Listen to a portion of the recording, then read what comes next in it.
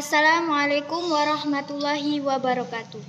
Sebelumnya, perkenalkan nama saya Anggun Aryani, NPM 21040130001, Prodi Komunikasi Penyiaran Islam. Baiklah, saya di sini akan menjelaskan tentang filsafat dan etika komunikasi Islam. Yang pertama, pengertian filsafat sebenarnya merupakan studi tentang hakikat, realitas, dan keberadaan sosial apa yang mungkin diketahui serta perilaku yang benar atau salah. Dengan kata lain, pengertian filsafat adalah bidang pemikiran manusia yang paling penting karena bercita-cita mencapai makna hidup yang paling hakiki. Secara umum, pengertian filsafat ini dimaknai sebagai ilmu tentang kehidupan dan manusia secara kritis. Filsafat ini digunakan untuk mengungkapkan sesuatu, mencari jalan keluar sebuah masalah, dan juga berargumentasi. Filsafat memiliki karakteristik yang sangat umum, yaitu yang pertama, karakteristik implikatif ini adalah ilmu filsafat memiliki tujuan agar orang-orang memiliki ilmu yang baru. Yang kedua, memiliki sifat yang universal adalah ilmu ini memiliki kebebasan dalam berpikir, adil, dan sesuai dengan moral manusia. Yang ketiga, ilmu filsafat juga tidak faktual, yang artinya bersifat spekulatif yang memiliki pikiran logis. Yang keempat, ilmu filsafat juga memiliki karakteristik berhubungan dengan nilai, yang artinya filsafat digunakan untuk menilai tentang sesuatu perbuatan yang susila atau asusila. Yang kelima, lalu ilmu filsafat ini juga memiliki arti dalam bahasanya yang menggunakan bahasa ilmiah. Manfaat filsafat dalam kehidupan.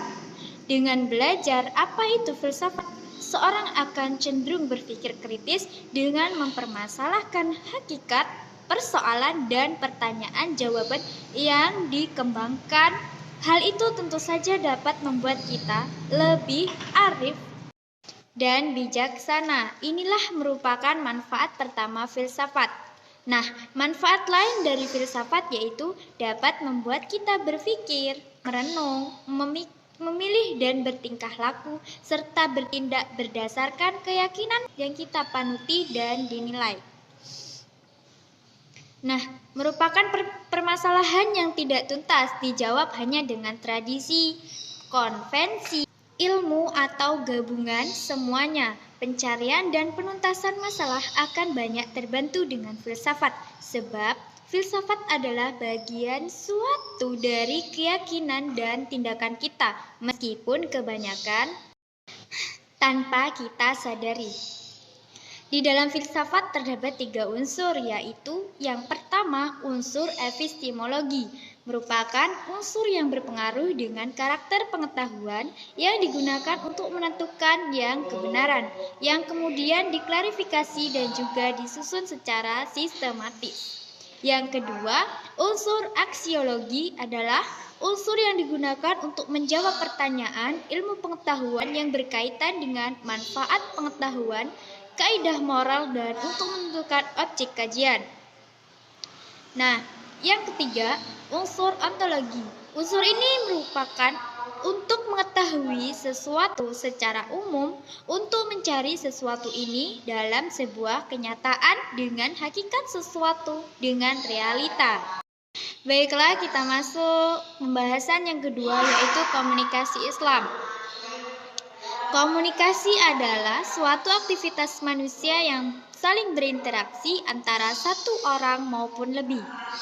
Konsep tentang komunikasi tidak hanya berkaitan dengan masalah cara berbicara efektif saja, melainkan juga etika berbicara.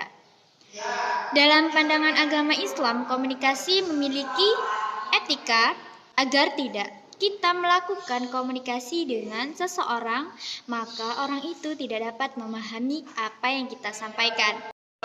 Nah, komunikasi Islam juga bisa diartikan sebagai proses penyampaian pesan-pesan keislaman dengan menggunakan prinsip-prinsip komunikasi dalam Islam. Maka, komunikasi Islam menekankan pada unsur pesan, yakni risalah atau nilai Islam dan cara dia berbicara. Dalam hal ini, gaya bicara dan penggunaan bahasa, pesan-pesan keislaman yang disampaikan dalam komunikasi Islam meliputi seluruh ajaran Islam. meliputi akidah atau iman, syariah atau Islam, dan akhlak atau ihsan. Pesan-pesan keislaman yang disampaikan tersebut sebagai dakwah. Dakwah adalah pekerjaan atau ucapan yang mempengaruhi manusia mengikuti Islam. Nah, dalam komunikasi Islam terdapat konsep etika komunikasi Islam, yaitu teori komunikasi menurut ajaran Islam selalu terkait pada perintah dan larangan Allah Subhanahu wa taala atau Al-Qur'an dan sunnah Nabi Muhammad SAW. Pada dasarnya, agama sebagai kaidah, sebagai perilaku adalah pesan informasi kepada warga masyarakat agar berperilaku sesuai dengan perintah dan larangan Tuhan. Sebagai orang yang bijak, bila berdakwah kita harus melihat situasi dan kondisi yang dapat dengan menyampaikan kata-kata yang tepat. Nah, itulah tadi penjelasan saya filsafat dan etika komunikasi Islam. Apabila ada kata yang salah, saya mohon maaf dan kepada Allah saya mohon ampun. Sekian dan terima kasih. Wassalamualaikum warahmatullahi wabarakatuh.